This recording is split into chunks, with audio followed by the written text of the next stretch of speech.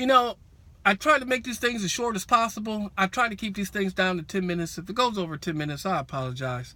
So we're going to talk a little bit about the law. And really, this is tips for apartment security 3. And what I'm really trying to get you to do, the tip is you need to learn how to research the law. That's the tip.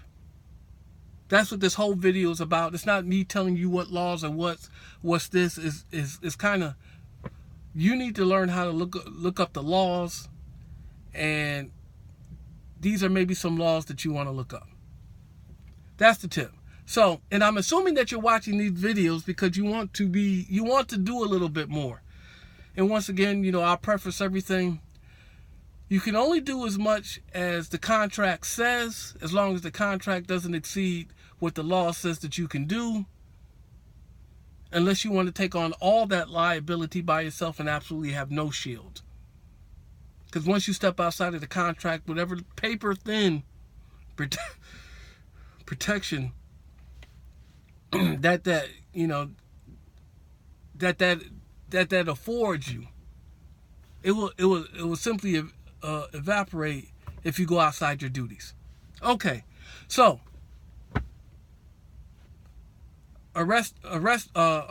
citizen's arrest, or what Michigan calls it, the ability to arrest as a private person. So what can you do? Can you arrest for misdemeanors? Can you arrest for felonies? Under what conditions can you make those arrests? Do you know what an arrest is? Do you know the difference between an arrest and taking someone into custody? If you take someone into custody, do you know your responsibilities once you've taken a person into custody? Do you know do you know what I want to say false arrest. Do you know what the standard is for a false arrest? Do you know what the standard is for kidnapping? There's something else in there, and I just can't remember the language. But if you start to look this up, you'll find it. Do you know the difference between a misdemeanor and a felony? Do you know? And I mean, when I say the difference between a misdemeanor and a felony, let's take assault and battery. Do you know at which point an assault and battery turns into, in your state, goes from being a misdemeanor to a felony, or a felony to a misdemeanor? Do you know these things? Breaking and entering, robbery. These things that you might come across. Do you know when they cross the threshold from being a misdemeanor to a felony? So there's those things. What is criminal trespass, and how is it defined in your state? What can you do about criminal trespass? Can you criminal trespass a resident? Can you criminally trespass a non-resident who's on the property to visit a resident? Can you do those things? Can you turn a tow truck driver around who's come to repossess someone's vehicle on that property? In Georgia, you can.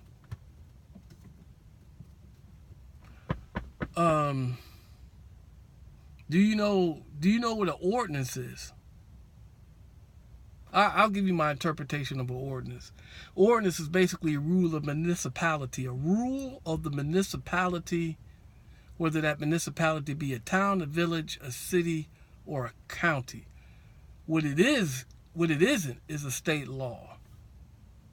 So, noise complaints, you can't enforce them. Curfews, you can't enforce them. You can't enforce any rules.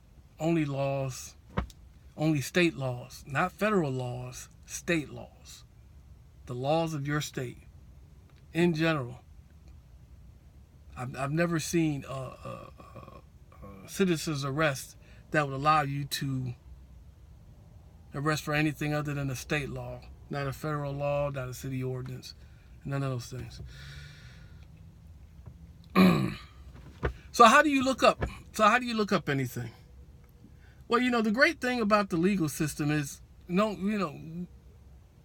you're not going to use your legal opinion. You're going to use someone else's legal opinion. Someone who was hired and specifically put into a position where they can interpret laws where their legal opinion matters, and really no one gives a fuck about yours. And that's how you want. That's what you kind of want to do.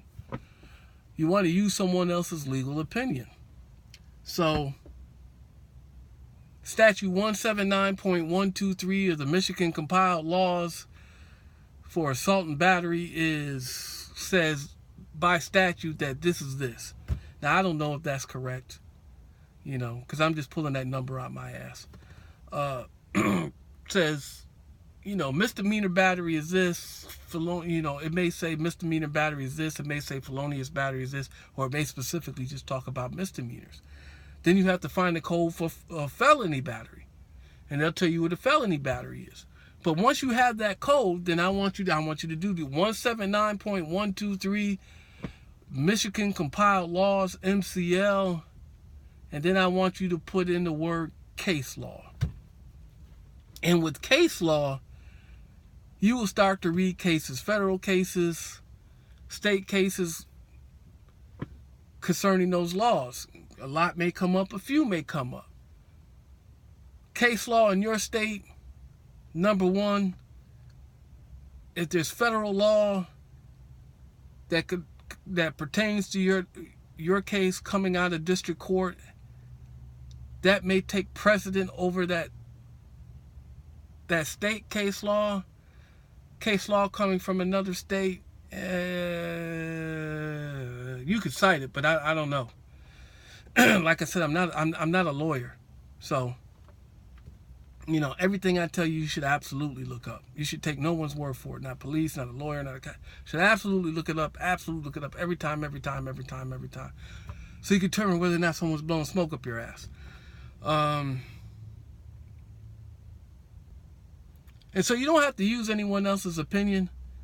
The judge is going to, and the case may have to do with a drug case, and there was a fight during the drug case, and somebody challenged this, and this. And you'll just read the case law, and it'll come down to this one code, this one section that you're looking for. And that judge will kind of define for you, his opinion or her opinion, will kind of define, what misdemeanor battery is, or what felony battery is, or what this is, or what that is. And you can read all these judges' opinions, and you should be able to come up with a pretty good idea of what's what. Now, I can't tell you, I can't tell you. Listen, I can't be responsible for how well you read, and how well you comprehend, and how well you interpret any information. You should do it fairly conservatively.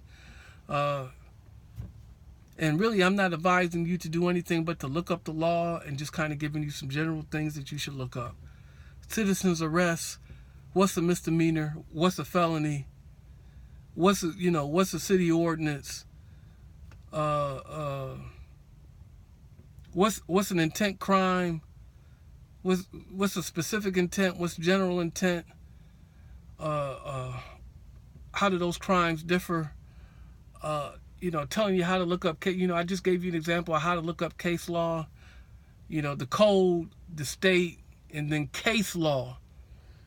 And just start to read. You should do these things fairly conservatively. No one's interested in your opinion. Use the opinions of the people who get paid to have opinions and make those calls. And really, that's the only tips that I have. Oh, tort law. Yeah, you should know about contracts as opposed to residential leasing, because sometimes those laws may differ, and so you should be generally aware of federal law and then the state laws specifically in your state, and there may be even some county things.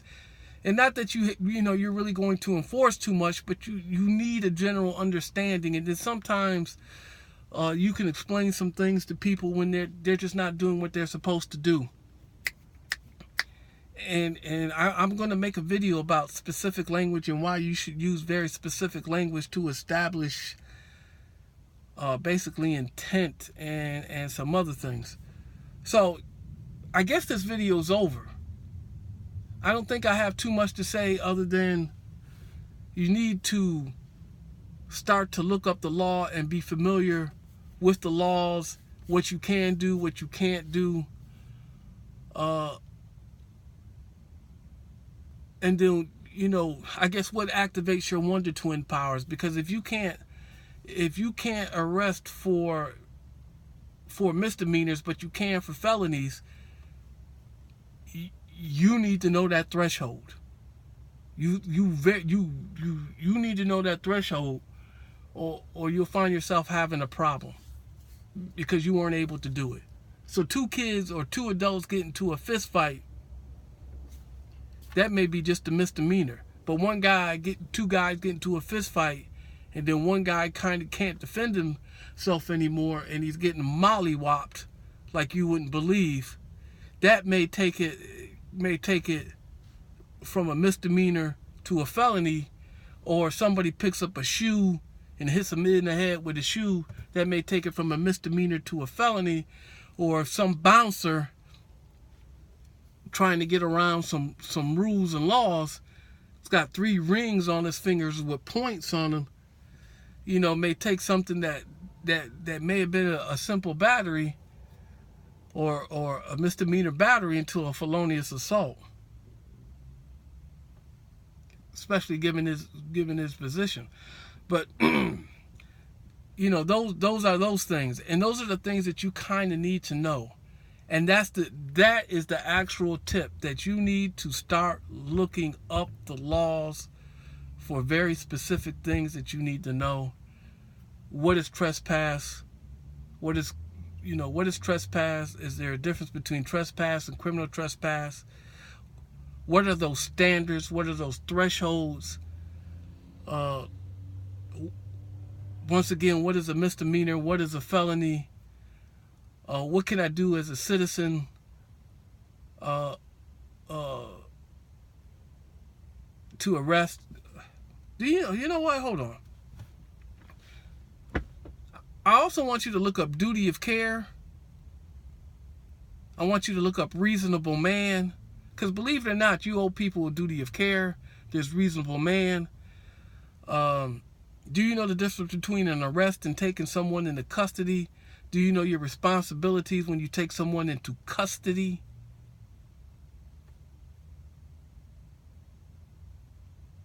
So, this department security tip, or the security tip in general, is look up the law for yourself. Don't let anyone tell you the law, including the police, the lawyers, the judges.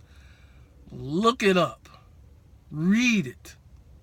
Read the case law. And so that you can challenge anything that anyone might tell you, or you can inquire, you can ask some questions to get a better interpretation, to get a better understanding of what you can and cannot do, what's legal, what's permissible, and what's illegal and not permissible, so you can do the one thing that you really need to do from day one: cover your ass. And at that, we're at the 14-minute mark, and I'm done.